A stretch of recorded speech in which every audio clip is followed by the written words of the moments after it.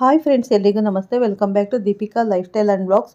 ಎಲ್ಲರೂ ಹೇಗಿದ್ದೀರಾ? ನಾನು ಚೆನ್ನಾಗಿದ್ದೀನಿ. ಐ ಹೋಪ್ ನೀವೆಲ್ಲರೂ ಚೆನ್ನಾಗಿದ್ದೀರಾ ಅಂತ ಅಂದ್ಕೊಂಡಿದ್ದೀನಿ. ಪ್ಲೀಸ್ ಫ್ರೆಂಡ್ಸ್, ಈ ವಿಡಿಯೋನ ಫಸ್ಟಿಂದ ಕೊನೆವರೆಗೂ ಸ್ಕಿಪ್ ಮಾಡದೆ ನೋಡಿ. ನಿಮ್ಗೆ ಇಷ್ಟ ಆದರೆ ಲೈಕ್ ಮಾಡಿ, ಶೇರ್ ಮಾಡಿ. ಹಾಗೆ ಓಂ ಶ್ರೀ ಮಹಾಲಕ್ಷ್ಮಿಯೇ ನಮಃ ಅಥವಾ ಓಂ ಶನೇಶ್ವರಾಯ ನಮಃ ಅಂತ ಒಂದು ಕಮೆಂಟ್ ಕೊಡೋದನ್ನು ಖಂಡಿತ ಮರಿಬೇಡಿ. ಹೊಸದಾಗಿ ನೋಡ್ತಾ ಇರೋರು ಫಸ್ಟ್ ನನ್ನ ಚಾನಲ್ಗೆ ಸಬ್ಸ್ಕ್ರೈಬ್ ಮಾಡ್ಕೊಳ್ಳಿ. ಪಕ್ಕದಲ್ಲಿರೋ ಬೆಲ್ಲೈಕನ್ ಕ್ಲಿಕ್ ಮಾಡಿ. ನಾನು ಹಾಕೋ ಪ್ರತಿಯೊಂದು ವಿಡಿಯೋ ನಿಮಗೆ ನೋಟಿಫಿಕೇಷನ್ಗೆ ಬರುತ್ತೆ, ತಕ್ಷಣ ನೋಡ್ಬೋದು ಸ್ನೇಹಿತರೆ. ನಾನಿವಾಗ ತಿಳಿಸ್ಕೊಡ್ತಾ ಇದ್ದೀನಿ 2026ರ ಮೇಷರಾಶಿ ಸಂಪೂರ್ಣ ಭವಿಷ್ಯವನ್ನು ಈ ವಿಡಿಯೋದಲ್ಲಿ ತಿಳಿಸ್ಕೊಡ್ತಾ ಇದ್ದೇನೆ. ಆ ಭಗವಂತ ಎಲ್ಲರಿಗೂ ಆರೋಗ್ಯ ಕೊಡಲಿ, ಕಷ್ಟ ಕಾರ್ಪಣ್ಯಗಳೆಲ್ಲವೂ ಕೂಡ ದೂರ ಮಾಡಲಿ ಅಂತ ಹೇಳ್ತಾ, ಇದರಲ್ಲಿ ವಿಶೇಷವಾಗಿರ್ತಕ್ಕಂಥ ಯೋಗಪ್ರದವು ಬಹಳ ಮುಖ್ಯವಾಗಿರುವಂಥದ್ದು. ಗತದ ಕಷ್ಟಗಳನ್ನೆಲ್ಲ ದೂರ ಮಾಡಿ ಮುಂಬರುವ ವರ್ಷ, ತಿಂಗಳು, ದಿನ, ಮಾಸವೆಲ್ಲವೂ ಕೂಡ ಒಳಿತನ್ನು ಮಾಡಲಿ, ಒಳ್ಳೆ ಯೋಗ ಸಿಗಲಿ, ಗ್ರಹಗಳ ಅನುಗ್ರಹ ಸದಾ ಸಿಗಲಿ ಅಂತ ಹೇಳಿ ನಾನು ಕೂಡ ಪ್ರಾರ್ಥನೆಯನ್ನು ಮಾಡ್ಕೋತೇನೆ. ಹಾಗೆ ಮೊದಲಿಗೆ ಮೇಷರಾಶಿಯ ವಿಷಯಗಳನ್ನು ತಿಳಿದುಕೊಳ್ಳೋಣ. ಬಲಾಫಲಗಳು ಹೇಳುವಂಥದ್ದು 2026ರ ಭವಿಷ್ಯ ಅಂದರೆ ಅಶ್ವಿನಿ ನಕ್ಷತ್ರ, ಭರಣಿ ನಕ್ಷತ್ರ ಮತ್ತು ಕೃತಿಕಾ ನಕ್ಷತ್ರ 2026 ಅಂದರೆ ಒಂದು ವರ್ಷ 365 ದಿನಗಳು ವರ್ಷ ಭವಿಷ್ಯ ಹೇಳುವಂಥದ್ದು. ಮೊದಲಿಗೆ ಬಂದು ಮೇಷರಾಶಿ. ಓಂ ನಮಃ ಸೂರ್ಯಾಯ ಚಂದ್ರಾಯ ಮಂಗಳಾಯ ಬುಧಾಯ ಚ ಗುರುಶುಕ್ರ ಶನಿಭ್ಯ ಚ ರಾಹುವೇ ಕೇತುವೆ ನಮಃ. ಮೇಷರಾಶಿಯವರ ಫಲಾಫಲಗಳು ಹೇಗಿದೆ ವರ್ಷ ಭವಿಷ್ಯದಲ್ಲಿ? ಹಾಗೆ ಒಂದು ಸಣ್ಣದಾಗಿ ಗ್ರಹಗಳ ಪರಿವರ್ತನೆಯ ಕಾರಕಾದಿಗಳನ್ನು ಕೂಡ ಚಿಂತನೆಯನ್ನು ಮಾಡೋಣ. ಇಲ್ಲಿ ಮಿಥುನ ರಾಶಿಯಲ್ಲಿ ಗುರು ಸ್ಥಿರವಾಗಿರುವಂಥದ್ದು, ಹಾಗೆ ಸಿಂಹ ರಾಶಿಯಲ್ಲಿ ಕೇತು ಗ್ರಹವು ಕೂಡ ಸ್ಥಿರವಾಗಿ ಇರುವಂಥದ್ದು, ಇನ್ನು ಕುಂಭ ರಾಶಿಯಲ್ಲಿ ರಾಹು ಗ್ರಹವು ಕೂಡ ಸ್ಥಿರವಾಗಿರುವಂಥದ್ದು, ಹಾಗೆ ಮೀನ ರಾಶಿಯಲ್ಲಿ ಕೂಡ ಶನಿ ಗ್ರಹವು ಸ್ಥಿರವಾಗಿರುವಂಥದ್ದು. ಈ 4 ಗ್ರಹಗಳು ಸಾಮಾನ್ಯವಾಗಿ ಈ ವರ್ಷ ಪೂರ್ತಿ ಇದರಲ್ಲಿ ಇರುವಂತಹ ವಿಚಾರ. ಇನ್ನು ಉಳಿದ ಗ್ರಹಗಳೆಲ್ಲವೂ ಕೂಡ ಪರಿವರ್ತನೆ, ಸಂಚಾರ, ಗೋಚಾರ ಹೀಗೆ ಇವೆಲ್ಲವೂ ಕೂಡ ಆಗ್ತಾ ಇರುವಂಥದ್ದು. ಇನ್ನು ಮೇಷರಾಶಿಯವರಿಗೆ ಧನಯೋಗಗಳು ಅನ್ನುವಂಥದ್ದು 2ನೇ ಮನೆ ಶುಕ್ರ ವಿಶೇಷವಾಗಿರ್ತಕ್ಕಂಥ ಪ್ರಾಧಾನ್ಯತೆಯನ್ನು ಹೊಂದಿರುತ್ತಾನೆ. ಇದರಲ್ಲಿ ರಾಜಯೋಗ, ಹಾಗೆ ಭಾಗ್ಯಾದಿ ಕಾಲಗಳ ಯೋಗ, ಹಾಗೆ ಸಹೋದರಗಳಿಂದ ಆಸ್ತಿ ಬರುವಂಥದ್ದು, ಭೂಮಿ ಯೋಗ, ಇವನ್ನೆಲ್ಲವನ್ನು ಕೂಡ ಮೇಷರಾಶಿಯವರಿಗೆ ಈ ಗ್ರಹವು ಯೋಗಕಾರಕವಾಗಿ ಒದಗಿಸುವಂತಹ ಫಲ ಅದ್ಭುತವಾಗಿ ಕಾಣ್ತಾ ಇದೆ ಅಂತ ಹೇಳುವಂಥದ್ದು 2026ರ ಭವಿಷ್ಯದಲ್ಲಿ. ಹಾಗೆ ಇನ್ನು ಇದರ ಜೊತೆಗೆ ವಿಶೇಷವಾಗಿರುವಂತಹ ಅಧಿಕಾರ ಇರಬಹುದು, ಹಾಗೆ ಧನಯೋಗ ಇರಬಹುದು, ಅದೃಷ್ಟದ ಬಾಗಿಲು ತೆರೆಯುವಂಥದ್ದು ಯೋಗವೂ ಕೂಡ ಬಹಳ ವಿಶೇಷವಾಗಿದೆ. ಹಾಗೆ ನೋಡಿ, ಮೇಷರಾಶಿಯಿಂದ 9ನೇ ಮನೆ ಧನುರಾಶಿ, ಹಾಗೆ ಇದು ಗುರು ಭಾಗ್ಯಯೋಗ ಹೇಳುವಂಥದ್ದು. ಅಂದರೆ ಮೇಷರಾಶಿಯವರು ಅದ್ಭುತವಾದಂತಹ ಭಾಗ್ಯಕಾಲ ಅಂತಲೇ ಹೇಳ್ಬೋದು. ಭಾಗ್ಯಯೋಗದಲ್ಲಿ ಇರ್ತಾರೆ. ಮತ್ತು ಇಲ್ಲಿ ತಾವು ಗಮನಿಸಬೇಕಾಗಿರುವಂಥ ವಿಚಾರ ಏನಪ್ಪ ಅಂದರೆ, ಮೇಷ ಲಗ್ನದಲ್ಲಿ ಹುಟ್ಟಿರ್ತಕ್ಕಂಥವರು ಅಥವಾ ಮೇಷ ರಾಶಿಯಲ್ಲಿ ಜನನ ಆಗಿರುವಂಥವರು ಎರಡು ಕೂಡ ಇಲ್ಲಿ ಫಲಾಫಲಗಳನ್ನು ನಾನು ವಿಶ್ಲೇಷಣೆಯನ್ನು ಮಾಡಿ ತಿಳಿಸ್ತಾ ಇದ್ದೇನೆ. ಸ್ನೇಹಿತರೆ, 9ನೇ ಮನೆ ಭಾಗ್ಯಾಧಿಪತಿ ಗುರು ಬಹಳ ವಿಶೇಷವಾಗಿರುವಂಥದ್ದು. ಖನಿಜ ಸಂಪತ್ತಿನ ವ್ಯವಹಾರದಲ್ಲಿ ಅಥವಾ ಕಬ್ಬಿಣದ ಅದಿರಿನ ವ್ಯವಹಾರ ಇರಬಹುದು, ಅಥವಾ ರಾಜಕೀಯ ಕ್ಷೇತ್ರದಲ್ಲಿ ಉನ್ನತ ಅಧಿಕಾರಗಳನ್ನು ಪಡೆಯುವಂಥದ್ದು, ಸ್ಥಾನಮಾನಗಳು, ಕೀರ್ತಿಗಳು ಕೂಡ ಅದ್ಭುತವಾಗಿರುವಂತಹ ಪಡೀಲಿಕ್ಕೆ ವಿಶೇಷವಾಗಿರುವಂಥ ಯೋಗಗಳನ್ನು ಹೊಂದಿರ್ತಾರೆ ಈ ವರ್ಷದಲ್ಲಿ ಅಂತ ಹೇಳ್ಬೋದು. ಹಾಗೆ ಮೇಷ ರಾಶ್ಯಾಧಿಪತಿ ಕುಜ ಹೇಳುವಂಥದ್ದು, ನಿಮಗೆ ಈ ವರ್ಷ ಅದ್ಭುತವಾಗಿರತಕ್ಕಂಥ ಜಮೀನಿನ ವ್ಯವಹಾರದಲ್ಲಿ, ಜಮೀನಿನ ವಹಿವಾಟಲ್ಲಿ ತಗೊಳ್ಳುವಂಥದ್ದು, ಕೊಡುವಂಥದ್ದು, ಈ ಥರದ ಒಂದಷ್ಟು ವ್ಯಾಪಾರದಲ್ಲಿ ಅದ್ಭುತವಾಗಿರುವಂಥ ಯೋಗವು ಕೂಡ ನಿಮಗೆ ಸಿಗ್ತಾ ಇದೆ ಅಂತ ಕೂಡ ಹೇಳ್ಬೋದು. ಮತ್ತು ಹಾಗೆ ಭೋಗ ವಸ್ತುಗಳು ನಿಮ್ಮ ವಶದಲ್ಲಿ ಇರುತ್ತೆ ಅಂತ ಕೂಡ ಹೇಳುತ್ತೆ. ಅಷ್ಟೇ ಅಲ್ಲ, ಇದರ ಜೊತೆಗೆ 11ನೇ ಮನೆ ಅಂದರೆ ಶನಿಯು ಕೂಡ ಲಾಭಸ್ಥಾನವಾಗಿರುತ್ತಾರೆ ಅಂತ. ಅಂದರೆ ಒಂದು ರೀತಿ ಬಹಳ ವಿಶೇಷವಾಗಿರ್ತ ವ್ಯಕ್ತಿಗಳಾಗಿರ್ತೀರಿ ಈ ವರ್ಷದಲ್ಲಿ. ಹಾಗೆ ನೀವು ಮಾಡುವಂತಹ ಕೆಲಸ ಕಾರ್ಯಗಳು ಕೂಡ ಬಹಳ ವಿಶೇಷವಾಗಿರುತ್ತೆ ಮತ್ತು ಗೌಪ್ಯತೆಯನ್ನು ತುಂಬ ಕಾಪಾಡಿಕೊಳ್ಳುತ್ತೆ ಅಂತ ಕೂಡ ಹೇಳುತ್ತೆ.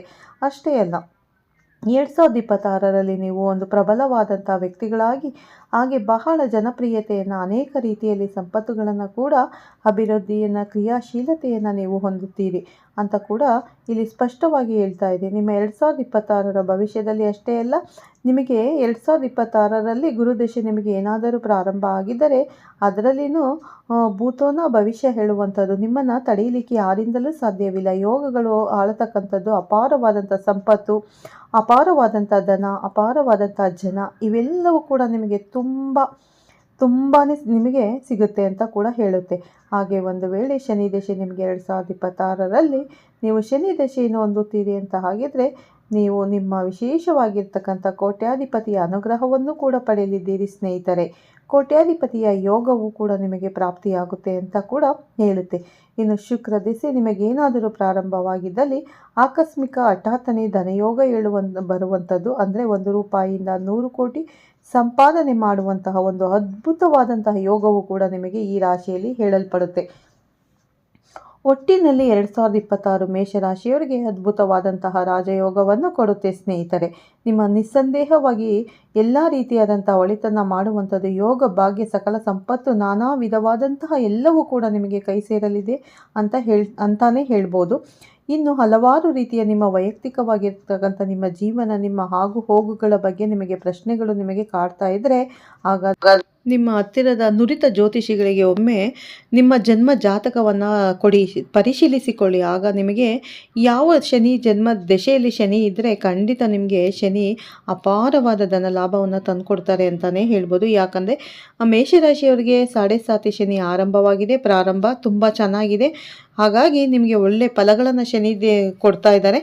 ಮತ್ತು 2026ರಲ್ಲಿ ಶನಿ ಮಹಾತ್ಮ ಗುರುಬಲದ ಪ್ರಭಾವದಿಂದ ನೀವು ಕಳೆದುಕೊಂಡಿದ್ದ ರಾಜ ಗೌರವ ನಿಮಗೆ ಮರಳಿ ಸಿಗಲಿದೆ ಸ್ನೇಹಿತರೆ. ಯಾರು ನಿಮ್ಮನ್ನು ಹೀಯಾಳಿಸಿದರೋ, ಯಾರು ನಿಮಗೆ ಕೆಲಸದಲ್ಲಿ ತೊಂದರೆ ಕೊಟ್ಟಿದ್ದರೋ ಅವರೇ ನಿಮ್ಮ ಮುಂದೆ ಬಂದು ನಿಲ್ಲುವ ಕಾಲ ಇದು. ವಿಶೇಷವಾಗಿ ಯಾರು ಸರ್ಕಾರಿ ಕೆಲಸಕ್ಕಾಗಿ ಪ್ರಯತ್ನ ಪಡುತ್ತಿದ್ದೀರೋ ಅಥವಾ ಪ್ರೈವೇಟ್ ಕಂಪನಿಯಲ್ಲಿ ದೊಡ್ಡ ಪ್ರಮೋಷನ್ಗಾಗಿ ಕಾಯ್ತಿದ್ದೀರೋ ಅವರಿಗೆ ಇದು ಸುವರ್ಣ ಕಾಲ ಅಂತಲೇ ಹೇಳ್ಬೋದು. ನಿಮ್ಮ ಜಾತಕದಲ್ಲಿರುವ ಕರ್ಮಸ್ಥಾನವು ಬಲಗೊಳ್ಳುತ್ತಿದ್ದು ನೀವು ಮುಟ್ಟಿದ್ದೆಲ್ಲ ಚಿನ್ನವಾಗುವ ಸಮಯವಿದು.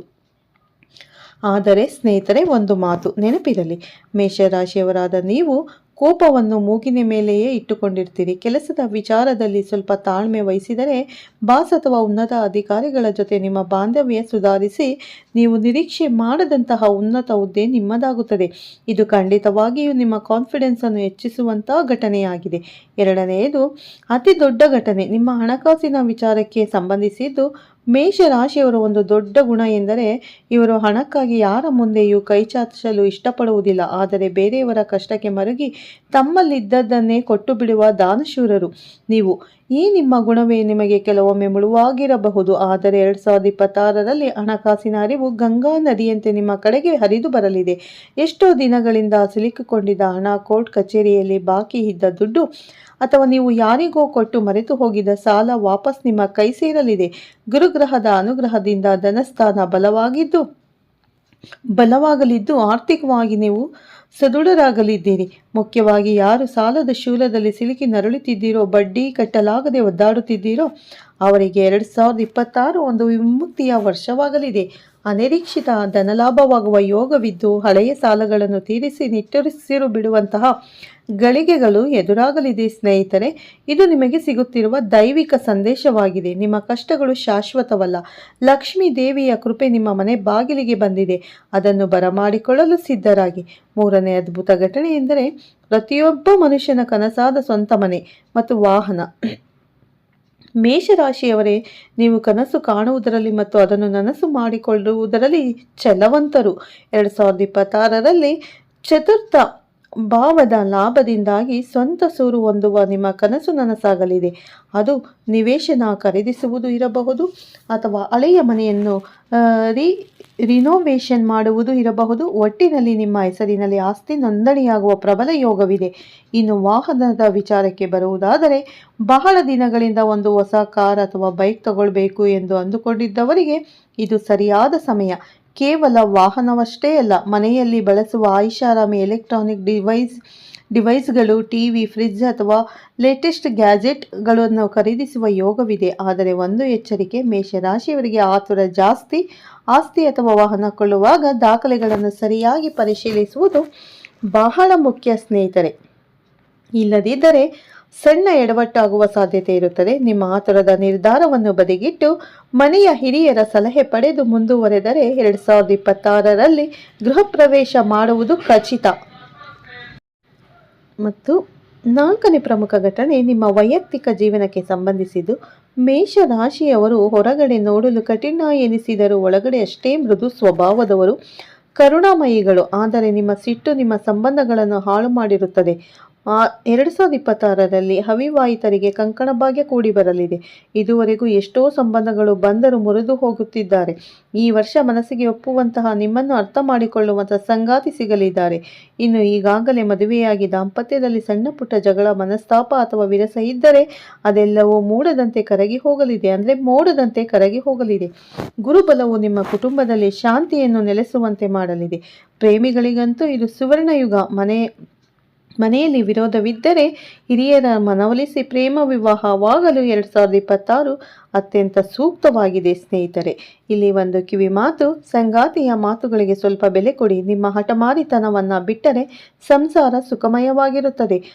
ಅಣ್ಣ ತಮ್ಮಂದಿರ ನಡುವೆ ಇದ್ದ ಆಸ್ತಿ ವಿವಾದಗಳು ಅಥವಾ ಮನಸ್ತಾಪಗಳು ಹಿರಿಯರ ಮಧ್ಯಸ್ಥಿಕೆಯಿಂದ ಬಗೆಹರಿಯಲಿವೆ. ಕುಟುಂಬದಲ್ಲಿ ಶುಭ ಕಾರ್ಯ ನಡೆಯುವ ಮೂಲಕ ಎಲ್ಲರೂ ಒಂದಾಗುವ ಕಾಲ ಸನ್ನಿಹಿತವಾಗಿದೆ. 5ನೇ ಘಟನೆ ವಿದ್ಯಾರ್ಥಿಗಳಿಗೆ ಮತ್ತು ಕಲಿಯುವ ಆಸಕ್ತಿ ಇರುವವರಿಗೆ ಒಂದು ವರದಾನವಿದ್ದಂತೆ. ಮೇಷರಾಶಿಯವರು ಬುದ್ಧಿವಂತಿಕೆ ಮತ್ತು ಗ್ರಹಣ ಶಕ್ತಿ ಅದ್ಭುತವಾಗಿರುತ್ತದೆ.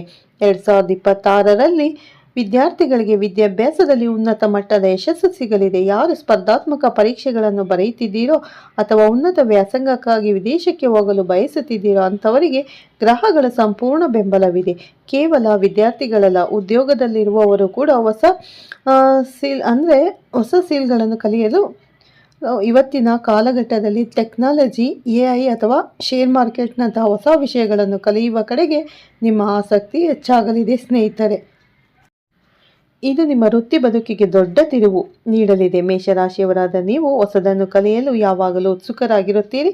ಈ ಉತ್ಸಾಹವೇ ಈ ವರ್ಷ ನಿಮ್ಮನ್ನು ಎತ್ತರಕ್ಕೆ ಕರೆದೊಯ್ಯಲಿದೆ. ಪೋಷಕರಿಗೆ ತಮ್ಮ ಮಕ್ಕಳ ವಿದ್ಯಾಭ್ಯಾಸದ ಬಗ್ಗೆ ಚಿಂತೆ ದೂರವಾಗಲಿದೆ. ಮಕ್ಕಳು ಅಂದುಕೊಂಡ ಸಾಧನೆ ಮಾಡಿ ಕೀರ್ತಿ ತರಲಿದ್ದಾರೆ. ನೋಡಿದ್ರಲ್ಲ ಸ್ನೇಹಿತರೆ, ಈ 2026 ಗುರುಬಲ ಕೂಡ ಬರ್ತಾ ಇದೆ. ತುಂಬ ಅದ್ಭುತವಾಗಿದೆ ಈ ಮೇಷರಾಶಿಯವರಿಗೆ ಅಂತಾನೆ ಹೇಳ್ಬೋದು. ಯಾರೆಲ್ಲ ಮೇಷರಾಶಿಯವರು ವಿಡಿಯೋನ ನೋಡ್ತಾ ಇದ್ದೀರಾ, ದಯವಿಟ್ಟು ಒಂದು ಲೈಕ್ ಮಾಡಿ, ಮೇಷರಾಶಿಯವರಿಗೆ ಶೇರ್ ಮಾಡಿ. ಎಲ್ಲೂ ವಿಡಿಯೋನ ಸ್ಕಿಪ್ ಮಾಡೋಕ್ಕೆ ಹೋಗಬೇಡಿ, ಪೂರ್ತಿ ವಾಚ್ ಮಾಡಿ ಅಂತ ಕೇಳ್ಕೊತೀನಿ. ಇಷ್ಟ ಆದರೆ ಲೈಕ್ ಮಾಡಿ, ಶೇರ್ ಮಾಡಿ. ಹಾಗೆ ಓಂ ಮಹಾಲಕ್ಷ್ಮಿಯೇ ನಮಃ ಅಥವಾ ಓಂ ಶನೇಶ್ವರಾಯ ನಮಃ ಅಂತ ಒಂದು ಕಮೆಂಟ್ ಮಾಡೋದನ್ನು ಖಂಡಿತ ಮರಿಬೇಡಿ. 2026ರ ಸಂಪೂರ್ಣ ಮಾಹಿತಿಯನ್ನು ನಿಮ್ಮ ಜೊತೆ ಶೇರ್ ಮಾಡಿದ್ದೀನಿ. ಮೇಷರಾಶಿಯವರ ಮಾಹಿತಿಯನ್ನು ನಿಮಗೆಲ್ಲ ಇಷ್ಟ ಆಗಿದೆ ಅಂತ ಅನ್ಕೋತೀನಿ ಸ್ನೇಹಿತರೆ. ಪ್ಲೀಸ್ ಇಷ್ಟ ಆದರೆ ಲೈಕ್ ಆ್ಯಂಡ್ ಶೇರ್ ಮಾಡಿ. ಹೊಸದಾಗಿ ನೋಡೋರು ಫಸ್ಟು ನನ್ನ ಚಾನಲ್ಗೆ ಸಬ್ಸ್ಕ್ರೈಬ್ ಮಾಡ್ಕೊಳ್ಳಿ. ಪಕ್ಕದಲ್ಲಿರೋ ಬೆಲ್ಲೈಕನ್ ಕೂಡ ಕ್ಲಿಕ್ ಮಾಡಿ. ನಾನು ಹಾಕೋ ಪ್ರತಿಯೊಂದು ವಿಡಿಯೋ ನೋಟಿಫಿಕೇಷನ್ಗೆ ಬರುತ್ತೆ, ನಿಮಗೆ ತಕ್ಷಣ ನೋಡ್ಬೋದು. ಓಕೆ, ಮತ್ತೆ ಸಿಗ್ತೀನಿ ನಿಮಗೆ ಉತ್ತಮ ರಾಶಿ ಭವಿಷ್ಯದೊಂದಿಗೆ ಅಂತ ಹೇಳ್ತಾ ಈ ವಿಡಿಯೋನ ಇಲ್ಲೇ ಎಂಡ್ ಮಾಡ್ತಾ ಇದ್ದೀನಿ. ಹೊಸ ವರ್ಷ ಎಲ್ಲರಿಗೂ ಒಳ್ಳೆಯದಾಗಲಿ ಅಂತ ಆ ದೇವರಲ್ಲಿ ನಾನು ಕೂಡ ಪ್ರಾರ್ಥನೆ ಮಾಡ್ತೀನಿ. ಧನ್ಯವಾದ.